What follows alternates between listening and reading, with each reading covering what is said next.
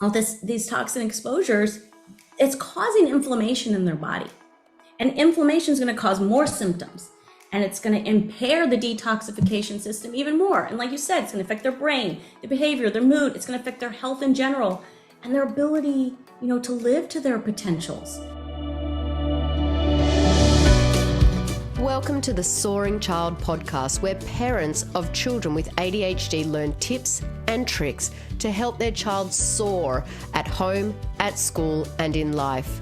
We feature interviews with experts, medical professionals, and parents just like you who are learning how to reduce ADHD symptoms using food and other natural strategies. Because children with ADHD deserve to soar just like every other child.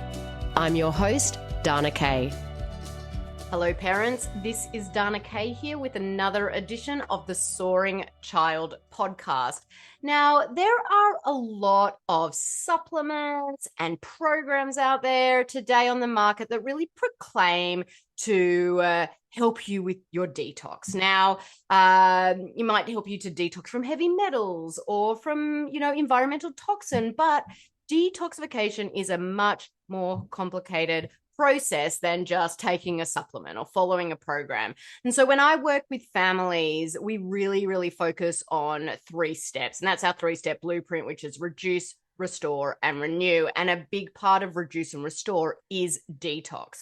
But it is really important to work with a qualified practitioner anytime you do any type of detox. And especially with kids, I really like to focus on light detoxification. And that's why I'm really excited today to welcome my next guest to discuss the topic of detox. Dr. Janice Carlin, PhD, is a board-certified holistic health practitioner, certified holistic nutrition practitioner, and certified bio-individual nutrition practitioner. And she started her career as a professional educator, working with children of all ages and abilities. Her passion for empowering people with knowledge carried forward after she changed her career to the natural health field. She has worked with individuals and families around the world, helping them to recover their health and transform lives. Now it's time to welcome Dr. Janice Carlin to the Soaring Child. Hi, Janice, how are you? Thank you so much for joining me today. Hi, Donna. I'm so happy to be here. Talking anything ADHD makes me excited, but this is going to be great today. Fantastic. Yes. I am a total geek when it comes to anything ADHD, so always happy to chat about it for sure. Now, when I was reading your bio, I was thinking to myself, so you used to be a professional teacher. Did you work with a lot of children with ADHD in that career? Yes, absolutely. And it was challenging to watch them struggle the more I learned about the topic, but the truth is there's so many children experiencing this. Yes. That every teacher in every classroom has them. And it was interesting to see it from the inside as a teacher before I knew things. And then as I was learning, and then I actually went back for a couple years. After I got my PhD, I actually went back for a couple years, and that was tough. But it really showed me what people need to know. The things that you and I are passionate about empowering people with. Because the very first thing is that we live in a toxin-filled world. And that what they need to know is that different people's bodies and different children's bodies react to those exposures to those toxins in different ways. So if we pay attention to their symptoms and don't judge them or punish them or medicate them, but pay attention and think, what could be causing this? What is the source of this? Oh my gosh, everything can change. We're just not taught to think that way, and we don't know what to look for, right? Yeah, no, I totally agree. I always say that symptoms are a warning sign from the body that something else is going on. And it's not normal for a child to have a meltdown. It's their body saying, Mom, Dad, please, I'm struggling. Something is going on. And so what really made you change your career from being a teacher to the natural health space? Well, it was my son And I can't even talk about him without smiling. I love him so much. He's 20 now. And he's Wow. thriving in the world. But he struggled with his health from the moment he was born. Mm-hmm. And, statistics tell us 2 out of 3 kids with ADHD have, they struggle with co-occurring conditions. And he had so many of these issues packed on top of each other. It was a lot to figure out and weed through what's happening, what's going on. But, the more that I learned and the more that we started to resolve and the better he got, I just became more and more passionate. I was like, I want to tell other parents about this.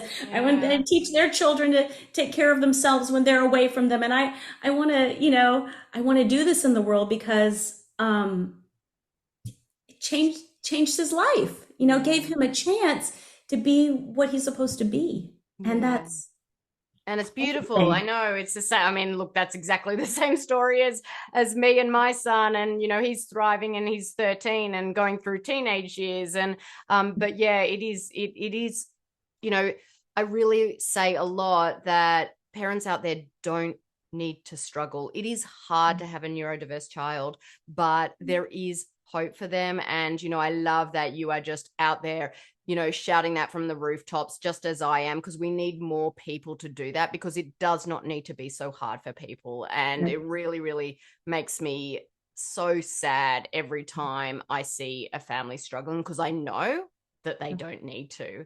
Now, look, detox is this buzzword. A lot of people throw it around left, right, and center. I'd really loved, just a sort of a bit of a dictionary lesson, if you may, for listeners out there who don't really know what detox is. So can you just give us a little bit of a insight to like the layman's terms of detox and detoxification? Well, our bodies have a natural system, a way of detoxifying themselves. They have different kinds of, we have our detoxification organs, our livers and our kidneys, filter things through and move things through. We have our lymph system that's moving things around so everything can, kind of get out, it doesn't get stored. But when we have these biochemical pathways, right, that when they're working correctly, kind of like methylation pathway, for example, everybody talks about methylation pathway, right? Well, at the end of this, you're supposed to make this amazing, wonderful antioxidant called glutathione. But if something is going wrong, there's issues in that pathway, there's not enough glutathione. When there's not enough glutathione, you're not gonna be able to, the detox system doesn't work correctly.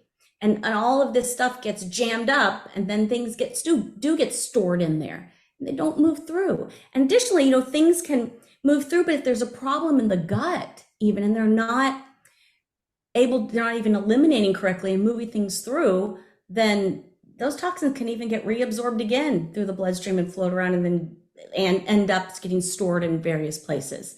So hopefully that makes sense. No, that's a good summary. I kind of like to think of a detoxification like, if you've got issues with your detoxification pathways, you go around your house and you vacuum. And if you remember those vacuums before the Dyson came up that used to have those bags, and you'd vacuum your house, and then you'd have this bag full of dust and dirt and grossness. And if you can't detoxify properly, your vacuum bag is full, and that's inside your body, and you may have a hole in your vacuum bag. And so what's happening is it's recirculating all of that CRAP throughout the body, and of course it's going to go to the brain. Of course it's going to affect the way the body processes things. Of course your kid is going to be suffering with symptoms that look like ADHD.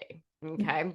So why do you think that, do you feel, and from your experience, do you find that more kids with ADHD have trouble with detoxification? Yes, definitely. They, these pathways, why did they get messed up in the first place? Well, come back to the toxins. Our bodies are only designed to be able to handle so much and move so much through, and so they can function correctly. But our world is full of toxins. The toxins they are experiencing it's every day, all day, unless you help them. We can talk about it in a little bit, but they're overfilled. They're overfilled with toxic stressors and they can't handle anymore. And when that happens, and even if it's certain types of, kind of extreme exposures, it can trigger some genes in them, that like their genes of susceptibility to having these types of issues, right? And that can turn on, and then the pathway doesn't work correctly, right? So it's too many toxins. And so we need to do something about that. We need to lessen that. And we have to remember too that we're exposed to, or they're exposed to, I say we because this is for everybody. It's everybody. Yeah. These kids, not just they're kids just with ADHD. showing us. Yes. They're just showing us what's wrong in the world. And what, it shows up in different ways for everybody, these health conditions, but it's underlying, it's the same kind of things. So when they have all these toxin exposures, it's causing inflammation in their body. And inflammation is going to cause more symptoms. And it's going to impair the detoxification system even more. And like you said, it's going to affect their brain, their behavior, their mood. It's going to affect their health in general and their ability, to live to their potentials. So it's so exciting because, when we realize this, we go, oh, there's actually a lot I can do as a parent. There's a lot I can do. I don't need a degree. I can do it, to support them in natural ways to get things working better so they have a chance, right? It's very exciting. It is very exciting. And I think that, and it's empowering the parents and giving them the knowledge. And, I get asked a lot, well, why my child? Why do they react to gluten and then even their brother or sister doesn't? Or why do they have this, but their sister or brother doesn't? And, another analogy I like to use, and I kind of like to use analogies quite a lot, is one of a bucket. And, we're all born with a bucket, and our goal through life is to keep the load on that bucket low. And some of our kids can empty their bucket out really easily. Some of the adults can empty their bucket out really easy, meaning they've got good genetics that do not affect their detoxification pathways. But then you've got these other kids that you've got this load on their bucket and it keeps getting higher and they can't effectively empty it outside the body. And so what happens is it gets higher and higher and higher and higher until all of a sudden it reaches the top, it tips over into the body, and that's when symptoms come out. And, so you can have a kid who may be fine with exposure to, heavy metals or environmental toxins because they can empty that bucket. But then you might have a kid who can't, and that's when all those symptoms come out. So, Janice, can you share with listeners what kind of toxins contribute to the load on the bucket?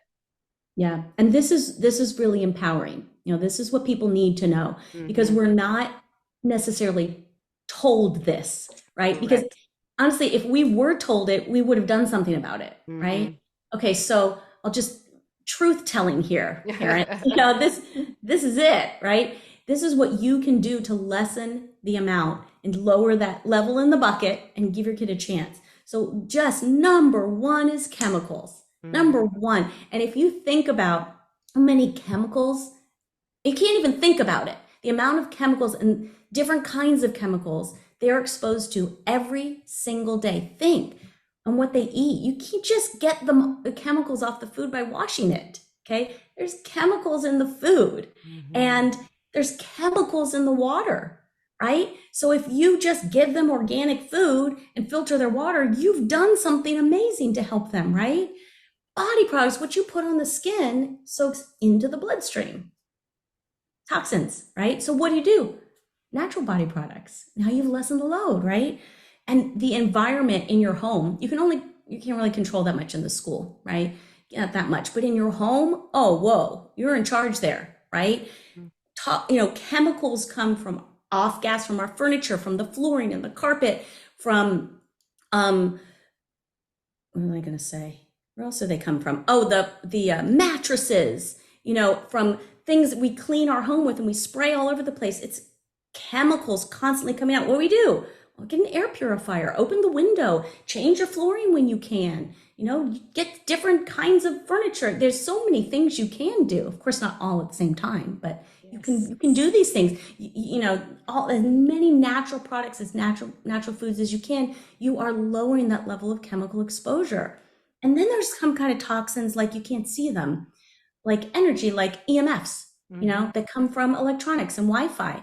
Well, you know, we always say get these ADHD kids outside in the sunshine, but also that's going to get them away from some of this, right? We can't completely block it though. It's everywhere, but get them outside. Don't let them sit and play with the cell phone and play video games for hours, right? Unplug the Wi-Fi at night. Let everybody kind of have some peace from having their bodies just kind of, you know, onslaught. Always attacked by it's an onslaught, right? Quiet it down. You know, I was going to say the other great thing is you get them outside. They're in the sunshine, they're running, they're sweating, the toxins are coming out through perspiration, their lymph is moving. I mean, there's so many reasons that it's good. And, you know, Donna, you mentioned heavy metals. We're exposed to these things. Our kids are exposed to these things before they're even born through the mother's body. This is just something to know, not to feel bad about. It's just what it is. And we didn't know. If we knew, it would detox before we had kids and we didn't know. It's just what it is.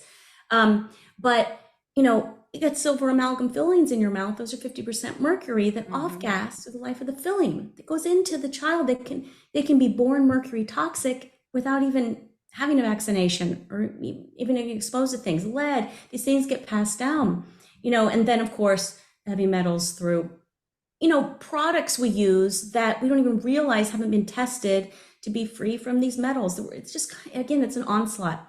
And here's another one you might not think of, but the kind of things that fill up that bucket, you know, the kind of stressors are not just these physical things, but emotional stress and emotional trauma. Those things need to be dealt with, because if they're not, they're going to get stuck too.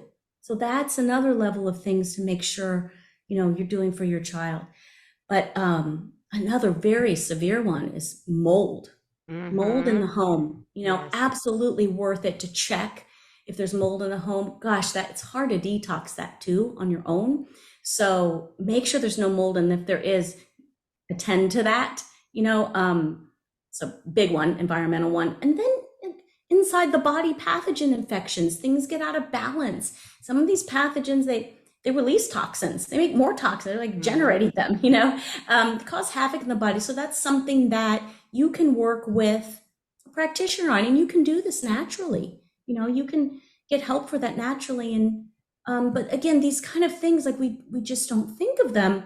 Oh my gosh, look at all the things that are impacting my child and filling their bucket and making them have all these issues that are showing up for a lot of them as behavioral or cognitive. But again, that symptom isn't different from something showing up as pain or something showing up as, you know, autoimmune. It's just a symptom of toxic buildup. So, and things not working right. Yeah, no, look, I completely agree with all of that. You're totally speaking my language. And I just want to say on mold, I have just been over the years shocked at how many kids that we've done testing for have got mold toxicity in their body, and their parents wouldn't have even known if we hadn't have done that test. They've gone and got their house, you know, checked out, and it's full of mold. And without doing that test, they wouldn't have ever known. And interestingly, like mold illness, you know, one of the symptoms is like brain fog, which is AKA inattention, the inability to focus. What's one of the main symptoms of ADHD?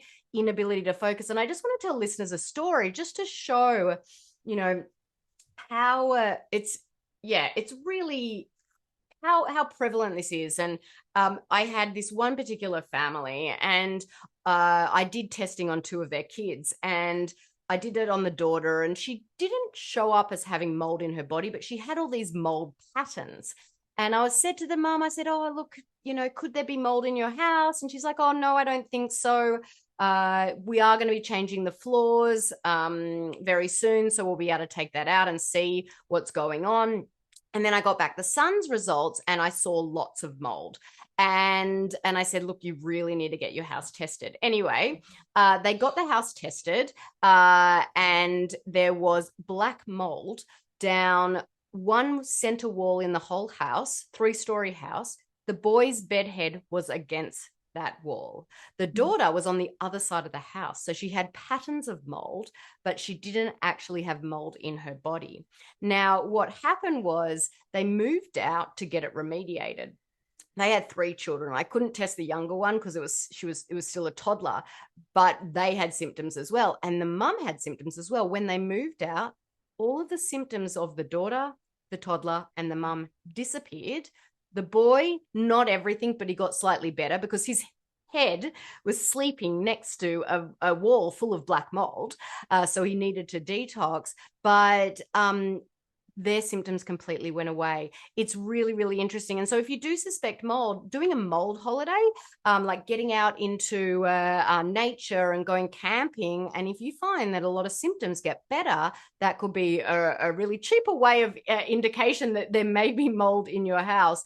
So that was just a bit of a sidetrack story there, but I think it's really important for families to realize, like, we're not told about it, but mold is super serious. And so if you've got any doubt in your mind that there may be mold in your house, get it checked out for sure. So look, we're sharing all this with parents, and I'm just going to say, like, I'll say it, and I say it all the time, Rome wasn't built in a day. You don't need to make all of these changes in a day. Don't feel overwhelmed. Just take 1 or 2 little pieces and go, okay, well, what can I change? Maybe it's 1 product at a time, or one change at a time. So Janice, can you share with the listeners how they can sort of safely help their kids be able to detoxify more effectively? Mm-hmm. Yeah. So remember, from what Donna was just saying, as long as the source of the toxins, you're still sitting in it, you can't get it out, right? You have to get it away from you to get out. So we're going to lower inflammation in general by just lessening the exposure. That's the number one thing, right? And then tending to inflammatory foods beyond just the chemical foods. We get those out for sure. But then there's other things you can do too. You can help support their body's natural ability to detox if you know how this works. So and you don't need a doctor to do this part for you. There's binders, that you can use to grab those toxins in the gut and pull them out so they don't get back in there and redistribute. There's nutrition you can bring in very easily, like magnesium, minerals, Epsom salt baths. That's going to bring some sulfur in that helps support the detox pathways too. Omega fatty acids. You can add glutathione supplements, especially like taking glutathione and then using a binder. That's very powerful. That's something you can do. Supporting the liver. There's all kinds of herbs and the kidneys to support those detox organs. I will tell listeners that my kids love milk thistle tea. And so we just buy the milk thistle tea. It's like kind of got this like vanilla-y flavor. Make sure you don't have any with flavors in it. You want to just get good one. But milk thistle is great to help with liver detoxification. And just on those binders, I will drop a link for listeners out there if they're not sure what, binders are, but we like to use with the families in our program, one from a company called Cellcore, which is biotoxin binder, and also one called GI Detox. And I will link those to our store for families that are unsure. All good. And then even additionally, of course, get outside, get them sweating. Mm-hmm. Sweating's good. And then methylation support, very easy to add. Of course, depending how sensitive your child is, depending the state of their health, you may really need a practitioner to help you and to dose and to pick the right things. But getting B vitamins that are methylated, if your child is handling them just fine, that's powerful. That was a huge thing for my son when we finally figured that out. Oh, just get methylated B vitamins. And they say, you can see it on there. It says, methylcobalamin for the B12 instead of something else before the cobalamin, methylfolate, so those things are going to support the methylation pathway to make up for what's not working right there. And then once you have all that working, so you can support these things, on your own. And then, of course, you want to go, if you want to go deeper, if you need heavy metal chelation, and you need to do mold detox and things, you can find a practitioner that you trust that can help you with those things to go more. But if you don't set the foundation first of lowering that bucket, on your own with the lifestyle and the diet and all the things we've been talking about, that's not going to be effective, right? So you want to calm the system down, right? Lower the inflammation, get a little detox going, and now we can go deeper if needed, right? Yeah, no, definitely. You know, I always say that if you don't have that solid foundation, your house will fall down. So, Right. yeah, definitely agree with that. So, listeners, just quickly go grab a paper and a pen and just write down some of those things that Janice was talking about. So, obviously, clearing out toxins out of your home and, you know, making that environment much more safe and healthy. We talked about binders, Epsom salts or magnesium baths. And for those that don't know what they are, you know, just get some good magnesium salts, 2 cups of magnesium salts, and in the bath and sit in there for 20 minutes, 3 times a week, which really, really helps. Getting out and exercising and sweating. Possibly bringing in some glutathione or some other support. But I really think that, you know, having a practitioner to design a protocol that fits with your child, because every child is super important. The other one I love is infrared saunas to help with detoxification. And people were like, well, where do I find an infrared sauna? Honestly, you would be surprised how many places out there have infrared saunas. Just type in Google infrared sauna near me. Some of them won't let kids in there, but some are fine with that. So that's another one that I love. So if you don't have that paper, go in, press pause on this episode and write down those gems that Janice just shared. Now, Janice, if you were to sort of choose 3 of the most important things that parents can do to help their children detox and heal, what would they be?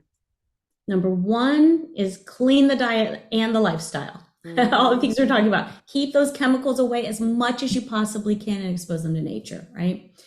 Number 2 is make sure they're getting enough nutrition through their diet and whatever supplements that they need. And that's specific to them. You might need a practitioner to help, but you control what they eat, and you should control what they eat because they need nutrition for the pathways to work correctly.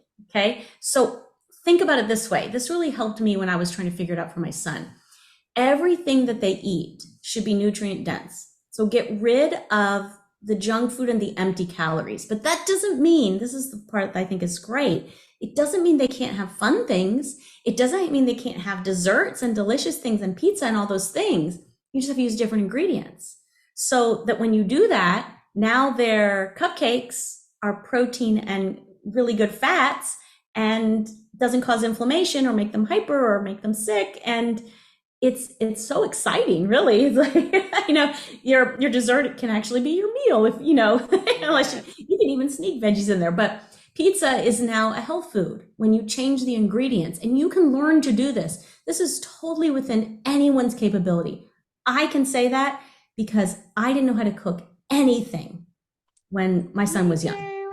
I had to, and now I don't buy anything that's not, I mean, I make everything. Yeah. So I know what it's like. I know it's hard at first, but it's so worth it. It's just life-changing for him. And for everyone. I mean, for me too, it's life-changing, right? Okay. And then the third thing I would say, you know, when you're keeping your diet and lifestyle clean, you just remember that you're really trying to reduce that inflammation. Go for those foods. Don't be afraid to take out the foods that we know are inflammatory. You know, I'm sure you heard Donna talk about it all the time. Get the gluten out. It's at the very simple level, and there's many reasons for it. It's causing inflammation. Mm-hmm. It's causing problems. It just has to go away. Sugar, processed sugar, it's causing inflammation, right? And probably casein too. And anything really processed food is going to have all those chemicals in it anyway, through the processing process. So keep that away. Lots of good quality fats for their brain. Oh, I was focused on detox, so I got distracted. And you know, support the detox pathways by supporting methylation. Because really, if you did nothing else but give them some methylated B vitamins, if they can handle that and they're okay with it, you're doing something to help their detox, you know, because you're attending to part of that pathway. Yeah, definitely. Yeah, no, all of those are really, really great tips. And I do hope that the listeners out there have their pens and papers writing that down, but they can always come and listen back and rewatch this episode. I think that is a great way to end up today. Janice, I just want to say thank you for joining me, sharing your knowledge and your experience with our listeners. Please tell listeners where they can find and follow you online. Absolutely. You can find me on my website at empoweredthriving.com. Empowered Thriving. And you can get to everything from there. Fantastic. Well, thank you once again for joining me. Listeners, thank you for tuning into this week's episode of The Soaring Child. I'm Dana Kay, your ADHD health practitioner. Keep on thriving. Thank you for listening to the Soaring Child podcast today. To learn more about how to help your child with ADHD soar using natural strategies, visit our website at ADHDthriveinstitute.com and follow us on social media at ADHD Thrive Institute.